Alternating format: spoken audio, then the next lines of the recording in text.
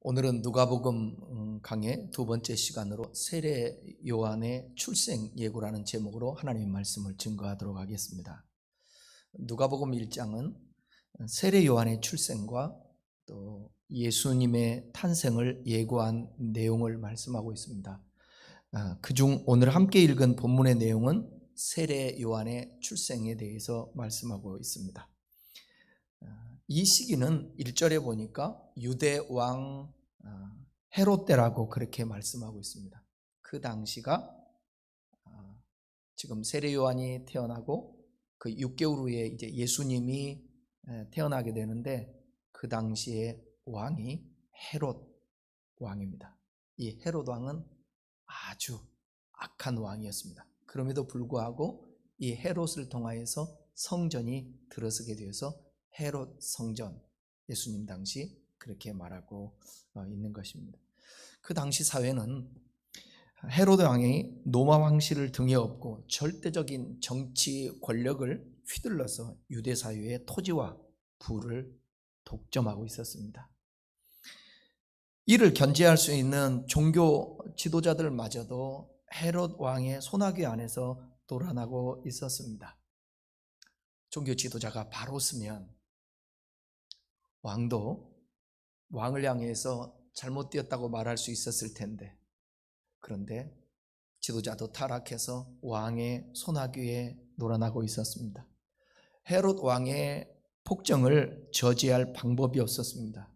당시에 경제적인 수탈은 어마어마했습니다. 이러한 폭정 아래 놓여 있었던 그 백성들은 토지를 빼앗겨서 소장농으로 전략함으로 말미암아 터무니없이 높은 이자로 인해서 빈곤층으로 허덕이고 말았습니다. 저항할 의지조차도 잃어버린 것이었습니다. 반면에 권력을 가진 사람들은 더 많은 부를 소유하고 있었습니다. 예나 지금이나 마찬가지죠. 권력을 잡게 되면 반드시 따라오는 것이 부였으니까요. 그 부를 위해서 권력을 또 잡게 되고 권력의 하수가 되기도 하죠. 로마의 횡포 또한 그 당시에 식민지였으니까 그 횡포가 또 엄청났습니다. 헤롯이 아우구스토에게 바친 신정과 헤롯 빌립이 자신의 이름과 당시 가이사 아구스토 이름을 합하여서 가이사라 빌립보. 여러분, 가이사라 빌립보에서 어떤 일이 있었나요? 가이사 빌립보에서 제자들에게 말하잖아요. 너희는 나를 누구라 하느냐? 그럴 때에 베드로가 주는 그리스도시요 살아계신 하나님의 아들이다. 그러니까 이 가이사라 빌립보라는 이 신전이 있는 이곳에서 예수님이 하나님의 아들이라고 고백한 이 베드로의 고백이 보통 고백이 아닌 것입니다. 그래서 반석 베드로의 이름 위에 교회를 세우겠다고 그렇게 말씀하셨습니다.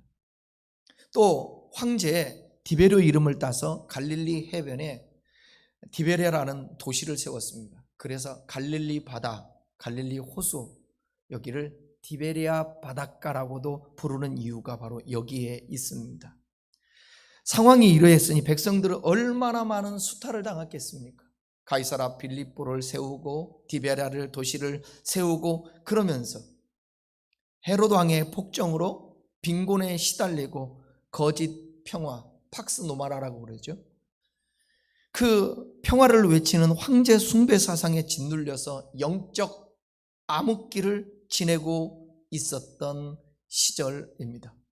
그러니까 아무런 소망도 희망도 찾을 수 없었던 그 시절, 하나님께서 멀리 떠나버린 듯한 아무런 애원도 없었던 그 시절에 천사 가브리엘이 등장하기 시작합니다. 여러분, 신약과 구약 사이에 신구약 그 중간사라고 그러는데, 이때의 암흑시대에 몇 년이냐면 400년 동안 400년 동안 보통 신학자들 얘기하기를 하나님의 말씀이 멈춰버렸다고 그렇게 말을 합니다. 그런 시기 가운데 아무런 희망 없죠. 소망이 없죠. 하나님이 느껴지지도 않죠. 그냥 종교 행위만 가지고 있었을 때, 그때에 아무 하나님의 임재도 못 느꼈던 그때에 가브리엘이라는 천사가 등장을 합니다. 그리고 당시 제사장 직무를 수행하고 있던 사가랴에게 이렇게 말씀합니다. 13절 말씀을 다시 한번 읽어보겠습니다. 천사가 그에게 이르되 사가랴여 무서워하지 말라. 너의 간구함이 들린지라. 내 아내 엘리사벳이 내게 아들을 낳아주리니 그 이름을 요한이라 하라. 침묵하시던 하나님께서 천사 가브리엘에게 통해서 희망의 말씀을 주셨습니다.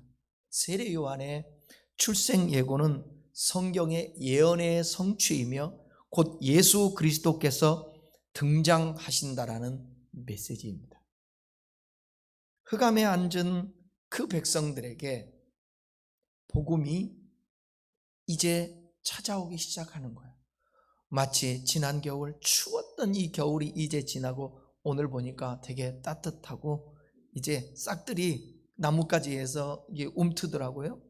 이랬듯이 이스라엘 유대 땅에 하나님의 역사가 시작되는 것입니다. 하나님의 백성에게는 아무리 상황이 아무래도 희망이 있다라는 사실을 우리는 성경을 통해서 압니다.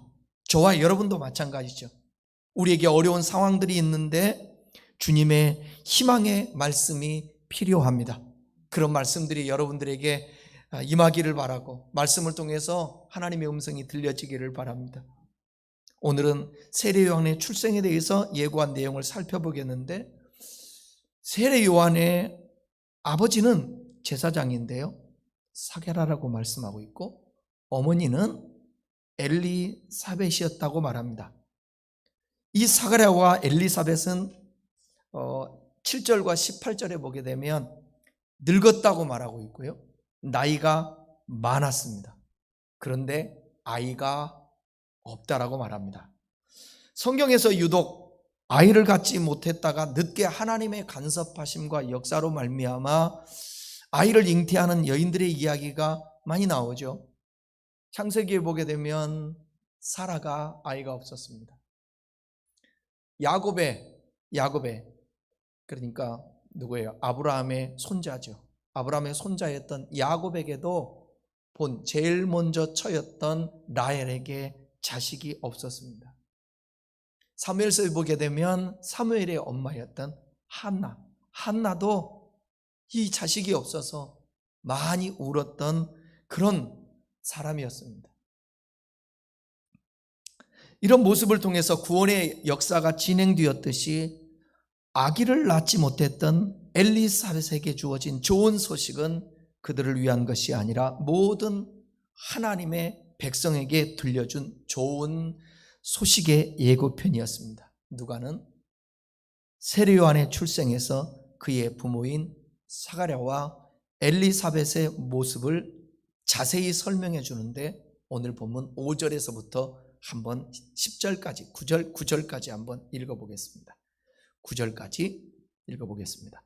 유대 왕 헤롯 때에 아비야 반열에 제사장 한 사람이 있었으니 이름은 사가랴여, 그의 아내는 아론의 자손이니 이름은 엘리사벳이라. 이 두 사람이 하나님 앞에 의인이니 주의 모든 계명과 규례대로 흠이 없이 행하더라. 엘리사벳이 잉태를 못함으로 그들에게 자식이 없고 두 사람의 나이가 많더라. 마침 사가랴가 그 반열의 차례대로 하나님 앞에서 제사장의 직무를 행할새 제사장의 전례를 따라 제비를 뽑아 주의 성전에 들어가 분향하고. 그러니까 사가랴는 아비야 반열의 제사장이었고 어머니는 아론의 자손이었다 그랬습니다. 그러니까 둘 다 레위 족속인 거예요. 제사장에 대해서 좀 설명해 드리겠습니다. 이거 잘 들으셔야 돼요. 그래야 제사장에 대해서 우리가, 제사장은 구약에도 나오고 예수님 당시에 나오는데 그 이해할 수 있는데, 이제 요한이 태어나게 되는데 요한의 아버지가 세례 요한을 얘기하는 거예요. 여기서 말하는 것은 성경 요한복음의 그 요한이 아니에요. 세례 요한을 얘기하는 것입니다. 제사장이었는데 야곱의 아들인 레위 자손 중에서 특별히 아론의 자손만 제사장 직분을 수행할 수가 있었습니다. 근데 이 제사장이 여기 보니까 아비야 반열 제사장이라고 나오잖아요. 그냥 제사장이 아닌 거예요. 반열이 있는 거예요. 특별히 제사장에는 24반열로 조직이 되었습니다.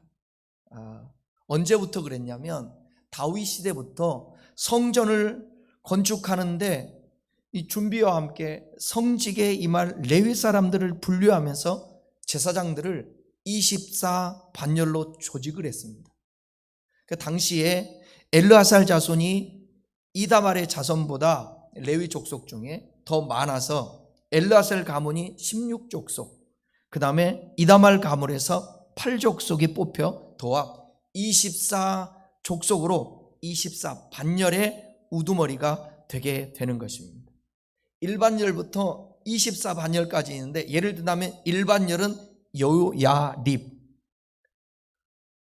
특별히 지금 이 사가랴는 누구 반열이라고 얘기하죠? 아비야의 반열이라 그러잖아요. 아비야의 반열. 아비야의 반열, 아비야가 8반열입니다. 8반열.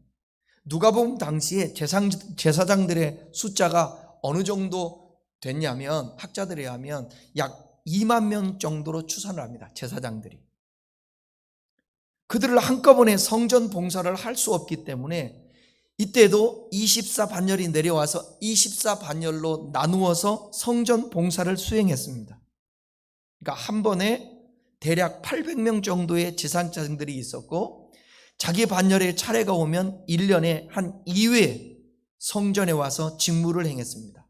1회에 봉사하는 기간은 한 일주일 정도. 누가 각 직무에 합당한지를 알아보기 위해서 사람이 많다 보니까, 각 반열에 사람이 많다 보니까 제비를 뽑아요. 그래서 제비가 뽑힌 사람이 가서 성전에 가서 직무를 하게 되었습니다.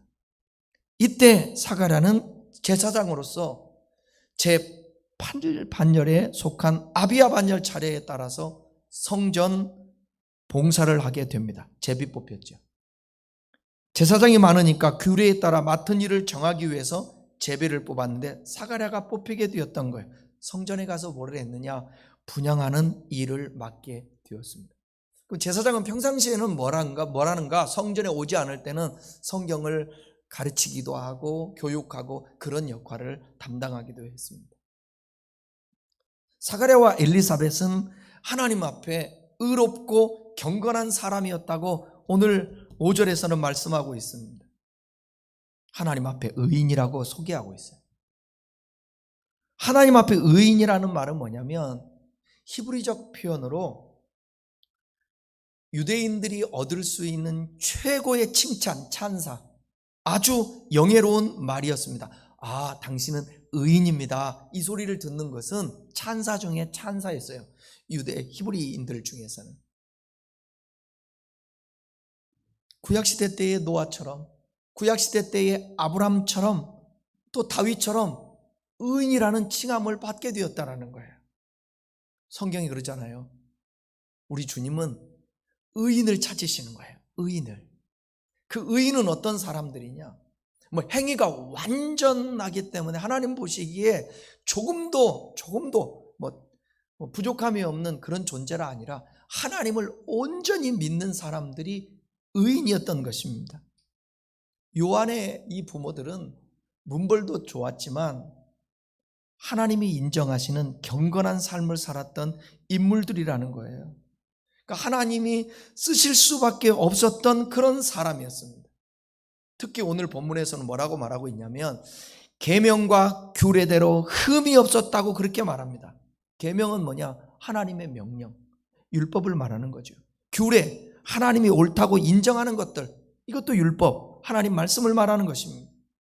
그래서 어떤 이들은 계명은 도덕적인 것으로, 규례는 의식적인 것으로 나누어 설명하기도 합니다. 그러나 여기에서는 계명과 규례가 서로 다른 의미를 사용한 것이 아니라 같은 의미로 반복된 거예요. 그러니까 계명과 규례는 하나님의 명령인 모든 율법을 뜻한다고 볼 수가 있습니다. 여기에 사가랴 부부는 이런 부분에 있어서 흠이 없는, 그렇게 하나님의 말씀을 뜻을 행하고 순종했던 사람들입니다. 여러분, 하나님이 주목하시는 사람, 예나 지금이나 앞으로도 마찬가지지만 하나님 앞에 의인들, 하나님의 말씀을 따라 순종하고 그 말씀을 지켜 행하려고 몸부림치고 애쓰는 이 흠없는 자들을 하나님이 주목하고 있다는 것을 기억하셔야 됩니다. 우리가 하나님 앞에서 흠이 있고 정결하지 못하고 죄가 있으면 반드시 먼저 선행적으로 필요한 게 뭐냐면 회개입니다. 회개. 그러고 나서 어떤 기도를 할 때 응답이 있는 거예요. 여기서 우리가 귀한 팁을 깨달아야 되는데, 죄를 반복해서 계속 지으면 회개하며 회복되다가 말아요. 그래 기도 응답을 경험하지를 못합니다. 하나님이 회개하고 기도할 때 응답도 해주시지만 하나님은 우리의 범사의 삶 속에서 하나님의 말씀을 따라 그 말씀을 준행하며 순종하며 흠없이 하나님과 교제 가운데 있을 때에 부르짖는 기도를 더 쉽게 응답해 줄 수 있다는 것을 기억하셔야 돼요. 근데 우리의 모습을 보면 우리 마음대로 살다가 다급하면 하나님 도와주세요 이럴 때가 참 많이 있잖아요. 그러니까 이제는 좀 우리의 삶을 평범한 날에 흠없게 말씀을 따라 살아가면서 기도해서 주님의 기도에 응답을 좀 받았으면 좋겠습니다. 근데 이 사가랴 부부에게 있어서 문제가 있었는데 뭐냐? 자녀가 없었던 거예요. 자녀가. 나이가 많았는데도. 하나님 보시기에도 의로운 이들이 자녀가 없이 늙어버렸으니까 얼마나 그 마음이 답답하겠어요.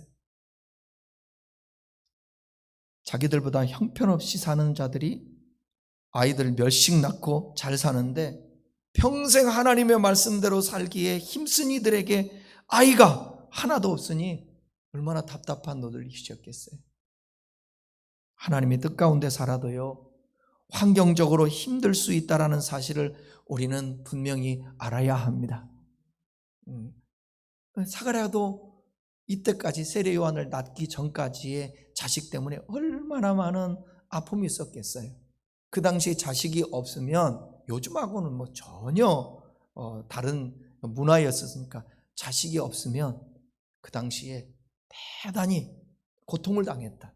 여자는 수치를 당했다. 그 당시였습니다. 분명한 사실을 하나님의 쓰시는 사람들은 경건한 사람들이라는 거예요. 그렇지 않으면 하나님은 경건하게 만들어서라도 하나님이 쓰시는 것입니다. 사가랴에게 주의 사자 천사 가브리엘이 나타나서 말씀을 합니다. 13절을 보겠습니다. 13절 오늘 본문의 요지입니다. 천사가 그에게 이르되 사가랴여 무서워하지 말라. 너의 간구함이 들린지라. 내 아내 엘리사벳이 내게 아들을 낳아 주리니 그 이름을 요한이라 하라. 너의 간구함이 들린지라 아들을 줄 것인데 이름을 요한이라 하라 그랬습니다. 여러분, 이때의 사가랴가 어떤 마음이었을까요? 오늘 성경에는 표현하기를 한마디로 표현하죠. 가브리엘에게 나타나서 분양하려고 하고 있을 때에 나타나서 딱 말씀하니까 아들을 낳았는데 이름까지 지어줘요. 이 소리를 듣고 요한의 반응은 사가랴의 반응은 뭐랬어요? 무서웠다 그러잖아요. 무서웠다. 무서우니까 무서워하지 말라는 거예요. 왜 무서웠을까? 상상을 못했으니까. 아마 그동안 이런 경험을 못했을 거예요. 천사가 나타난 경험 못했을 거예요. 그리고 나이가 많았는데, 기도는 그동안 했다 할지라도 나이가 많은데 갑자기 아브람처럼 사라처럼 웃을 수밖에 없죠. 왜? 경수가 끊어졌는데 이들도 나이가 많았다고 표현하는 거 보면 아이를 가질 수 있는 상황은 아니었 걸로 보여져요. 그러니까 무서웠습니다. 세례 요한의 태어남으로 인하여서 사가랴뿐만 아니라 많은 사람도 기뻐하게 될 것이라고 말씀하고 있는 거예요. 그러니까 제가 늘 얘기하는 손에는 잡히지 않고 귀에는 들리지 않고 눈에 보이지 않는 상황인데 하나님이 역사하니까 보이게 되고, 하나님이 역사하니까 손에 잡히게 되고 하나님이 역사하니까 들리게 되는 거예요. 여러분, 우리 나이 먹었다고 또 우리가 오랜 세월 살아온 경험 때문에 하나님의 역사를 제한하거나 포기하지 않기를 바랍니다. 네. 여기 있는 저와 여러분들은 인생이 끝난 것도 아니고 이제부터잖아요. 누구예요? 김영석 명예교수님은 말씀하시기를 60세에서 75세까지가 가장 인생에 있어서 이게 하이라이트라고. 그러니까 여기 다 저와 여러분들이 더 해당 이제 되잖아요.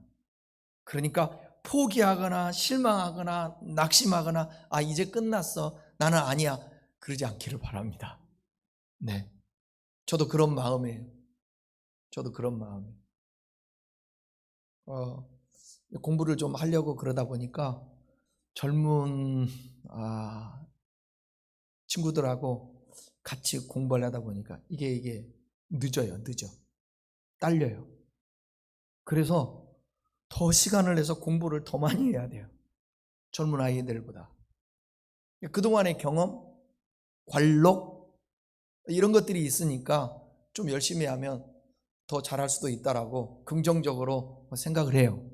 부담이 되고 힘들지만 사가랴에게 도저히 기대할 수 없는 뜻밖의 일이 벌어지게 되는데 하나님의 섭리와 계획 안에서 그를 통하여 요한이라는 아주 귀한 하나님의 사람이 태어나게 됩니다. 이 세례 요한으로 통하여서 많은 사람들이 기뻐하게 될 것이라는 거예요. 세상에 유익이 되는 사람이 태어나게 되는 것입니다. 이 세상에는 필요한 존재가 있고 필요치 않는, 차라리 나지 않았으면 좋을 뻔했다고 말하는 그런 존재도 있습니다. 누구죠? 예수님의 제자 중에 하나였던 가룟 유다는 차라리 나지 않았으면 좋을 뻔했다라고 그렇게 말씀합니다. 세례 요한과 비교가 되죠. 많은 사람에게 기쁨이 될 것이라는 이 세례 요한.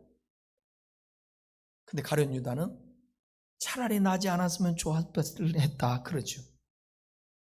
오늘 성경에서 세례 요한은 큰 자가 될 것이라고 말을 합니다. 가브리엘이.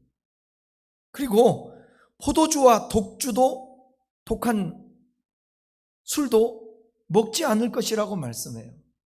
포도주는요, 뭘 상징하냐면 즐거움, 세상의 즐거움, 유희, 포도주가 그 표현을 해요. 잔치에 항상 포도주가 필요했습니다. 포도주는 향락, 즐거움, 잔치 이런 걸 상징하죠. 그 다음에 독한 술, 독주는 뭘 상징하겠습니까? 독주는 취하는 거예요. 세상의 쾌락을 상징하는 것입니다.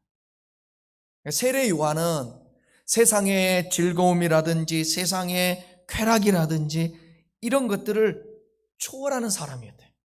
그런 사람으로 살 것을 지금 가브리엘 천사가 예고하고 있는 것입니다. 그리고 아주 중요한 말씀, 뭐라고 말씀하고 있냐면 모태에서부터 성령이 충만했다, 그렇게 말하고 있어요. 15절에서 말하고 있잖아요. 15절에서 모태로부터 성령이 충만함을 받아 그랬어요.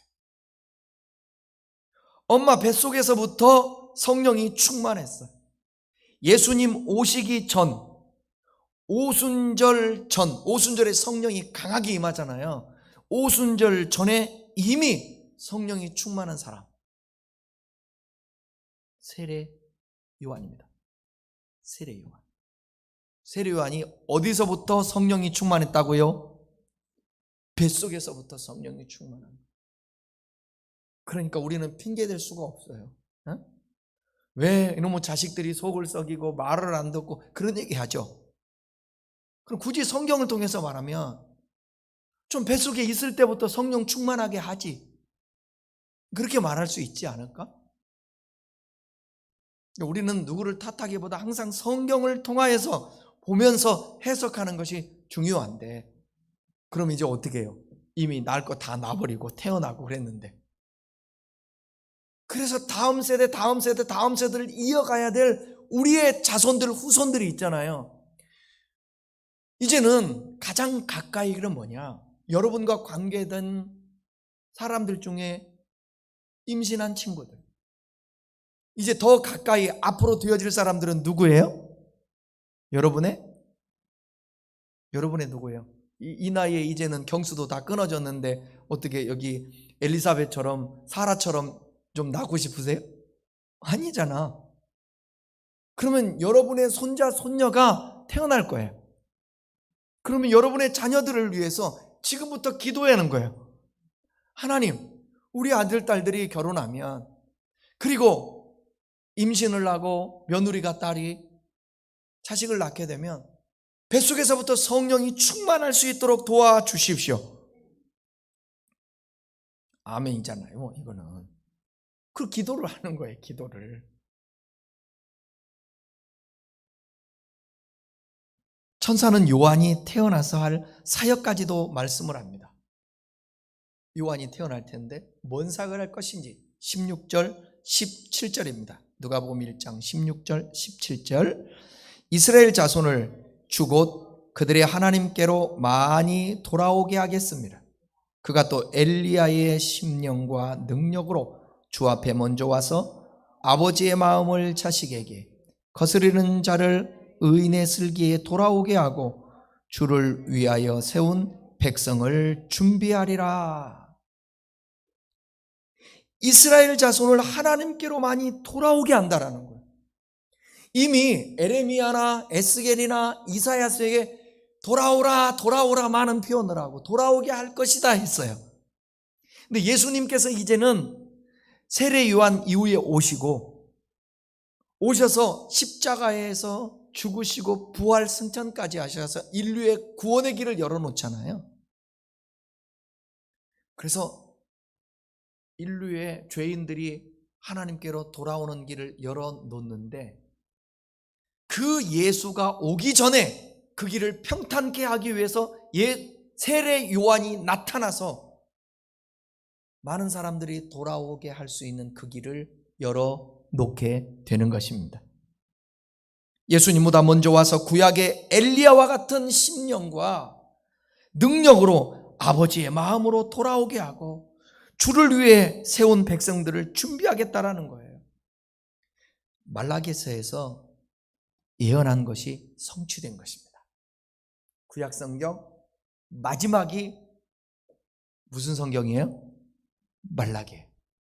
말라기의 마지막 성경 구절이 4장 5절 6절이에요. 그 다음에 신약으로 연결이 되는 것입니다. 400년 후에. 근데 그때의 말라기서 4장 5절 6절에서 이렇게 말씀을 하세요. 예언이 성취가 되죠. 보세요. 보라, 여호와의 크고 두려운 날이 이르기 전에 내가 선지자 엘리야를 너희에게 보내니. 여기서 말하는 엘리야가 누구예요? 세례 요한을 두고 얘기하는 거예요. 엘리야를 너희에게 보내리니 그가 아버지의 마음을 자녀에게로 돌이키게 하고 자녀의 마음을 그들의 아버지에게로 돌이키게 하리라. 돌이키지 아니하면 두렵건대 내가 와서 저주와 그 땅을 칠까노라 하시니라.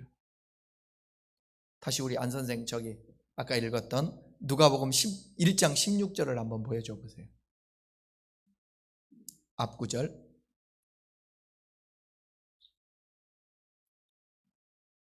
안 돼요? 못 봐요?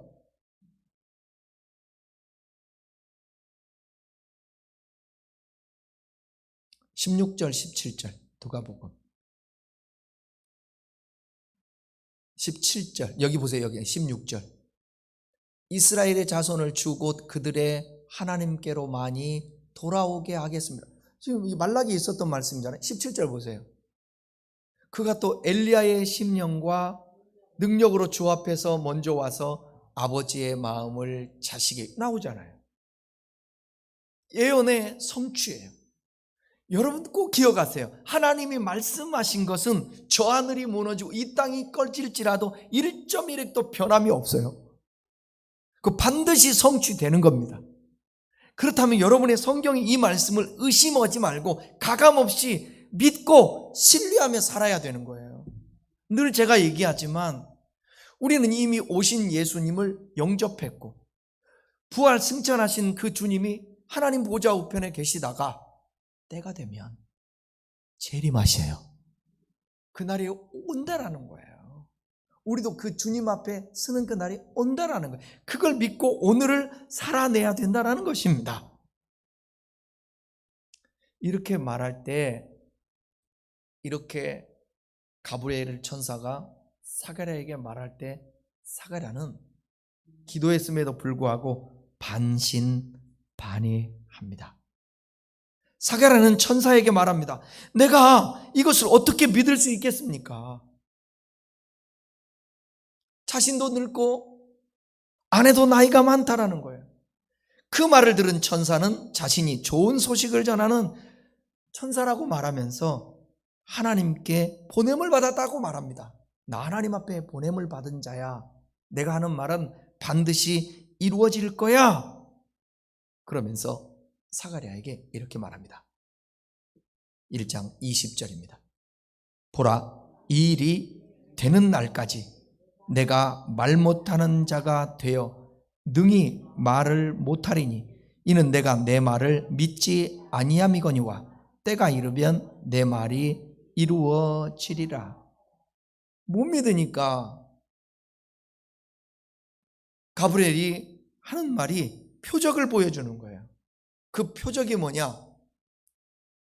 말을 못하게 하는 거예요. 입에서 말이 나오질 않아요. 제가 설교 준비하면서 생각해 봤어요. 지금 어디에 있어요? 사가랴가? 성전에 있어요. 분향하고 있다고. 거기서 가브리엘이 나타났어요. 말씀했어요. 들었어요. 무섭다고 그랬어요. 근데 갑자기 말을 하려고 그랬더니 말문이 막혀요. 그래도 두려워하지 않고 허둥대지 않고 나중에 보면 끝까지 자기 사역을 감당을 합니다. 7일 동안 잘 마무리까지 하는 것을 볼 수가 있어요.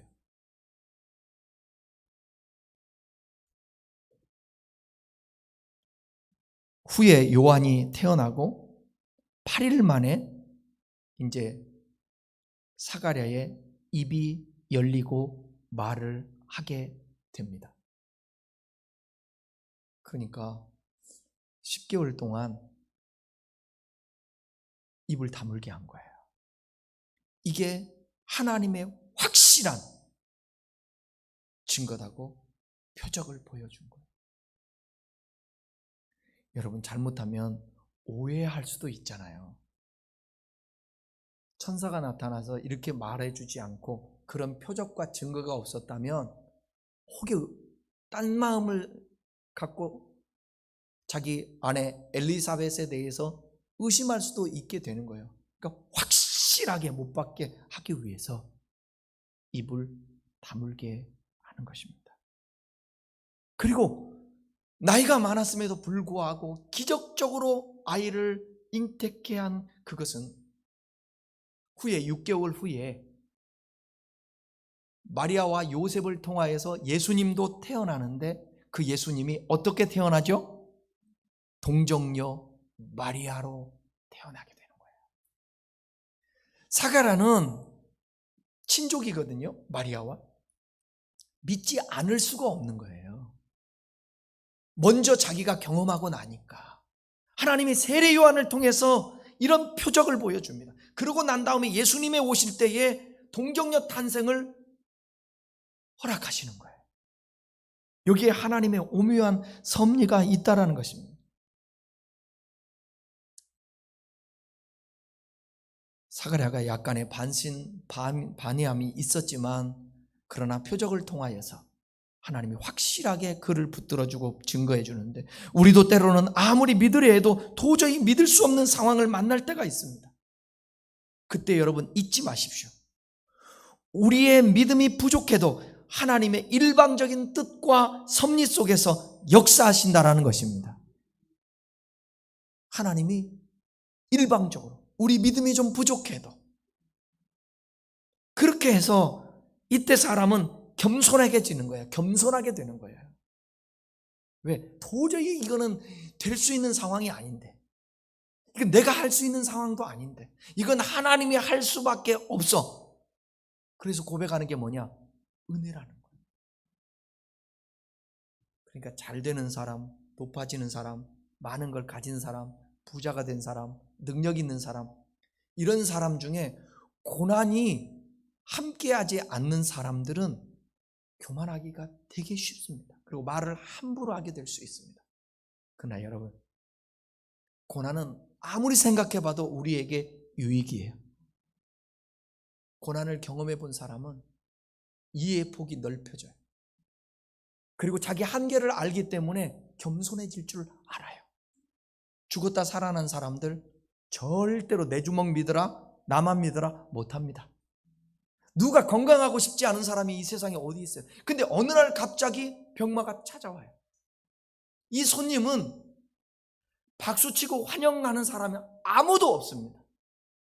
누구든지 다 문전박대하고 싶은 거예요.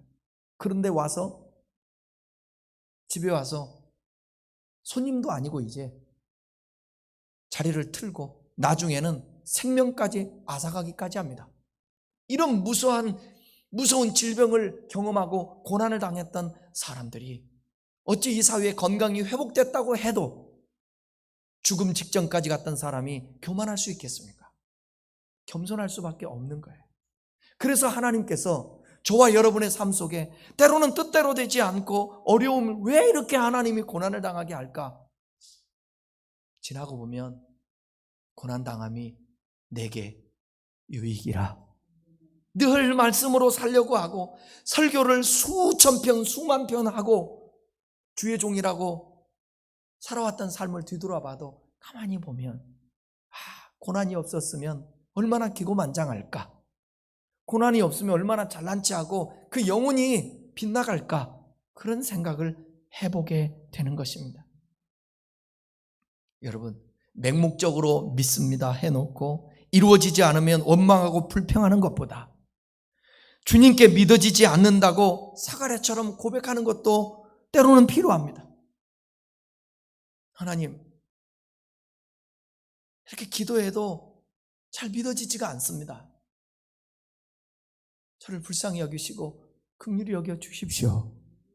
경험에 의해서 보면 도저히 안 될 것 같아요. 하나님, 어떡합니까?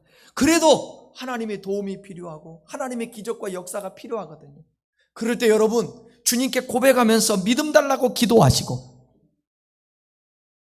맹목적으로 믿습니다 하고 고개 막 흔들면서 믿습니다 그렇게 하지 말고 내 마음을 있는 그 상태로 진실되게 안 믿어지면 안 믿어진다고 그러고 의심하면 의심된다고 그러고 고백하면서 기도할 때 하나님은 우리에게 온전하게, 때로는 믿음이 없을 때에도 하나님이 먼저 역사해 주셔서 믿게도 하시고 그러시는 거예요.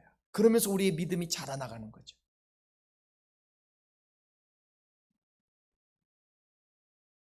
반신반의함으로 말미암아서 그에게 주어졌던 대가는 뭐냐? 말을 10개월 동안 못하게 된 것.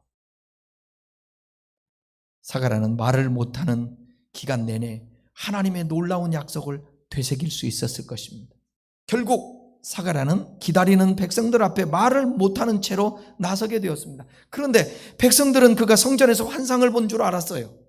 그래서 말을 못하나 보다. 그렇게 직무의 날이 다해 집으로 돌아갑니다.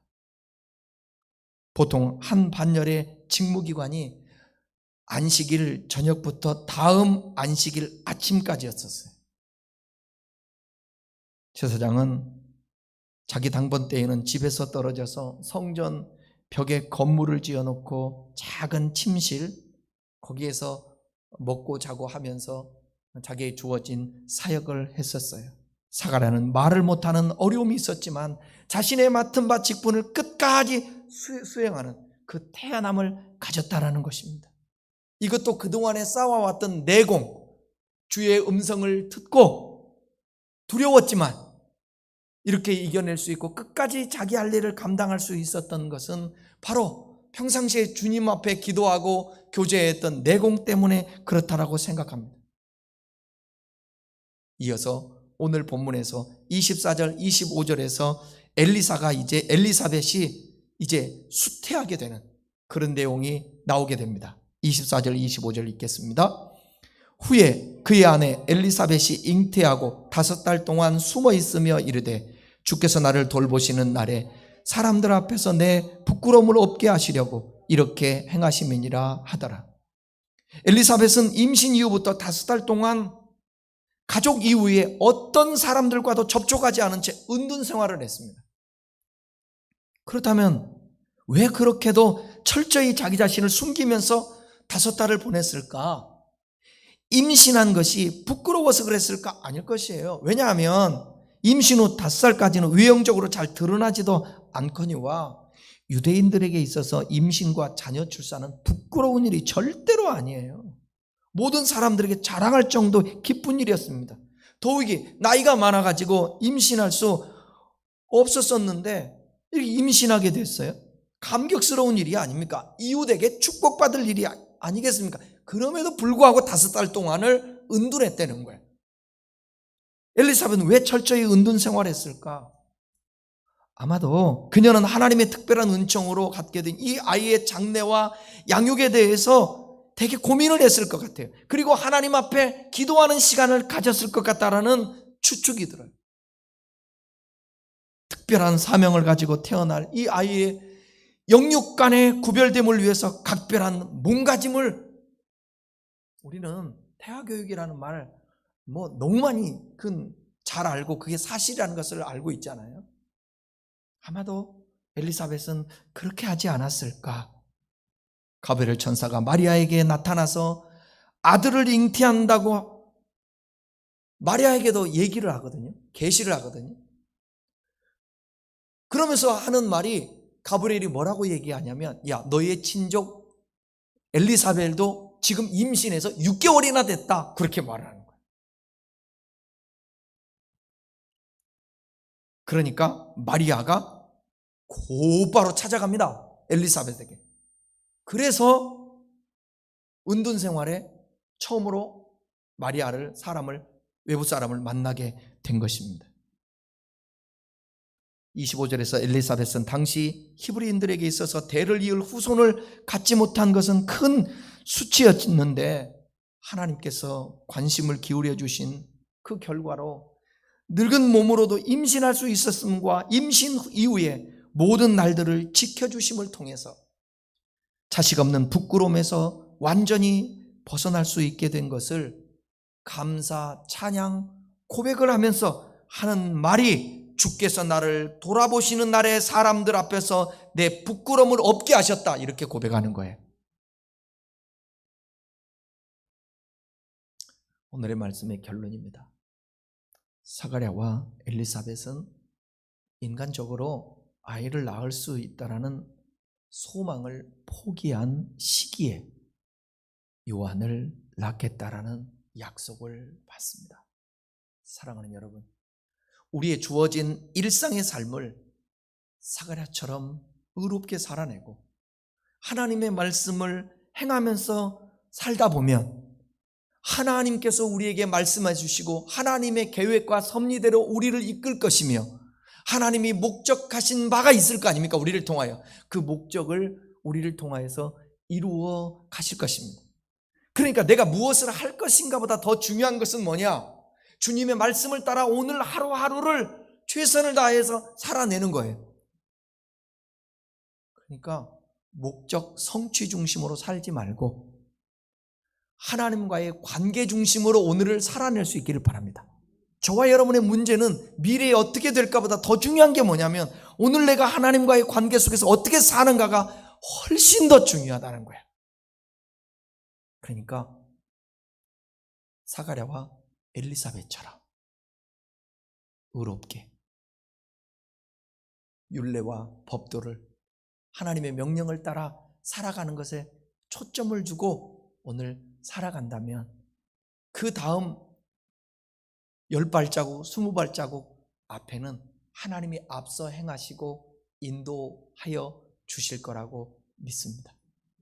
여러분, 사가랴와 엘리사벳이 나이가 몇 살인지는 모르지만 예를 들어서 50, 60이라고 한다면 결혼해서 20, 30년 동안 얼마나 고통과 고민과 그 어려움 속에 살았겠어요. 자식이 없어서. 그런데 하나님의 그 시간 안에는 이미 요한이 있었다라는 거예요. 저와 여러분도 이런 관점으로 모든 삶을 볼 수 있는 그런 역사가 있기를 바랍니다. 성실하십시오. 그리고 기도하십시오. 주님 앞에 늘 주어진 일들을 최선을 다해서 감당하십시오. 그러면 사가랴와 엘리사벳이 경험했던 그 하나님의 역사를 경험할 수 있을 줄 믿습니다. 기도하겠습니다.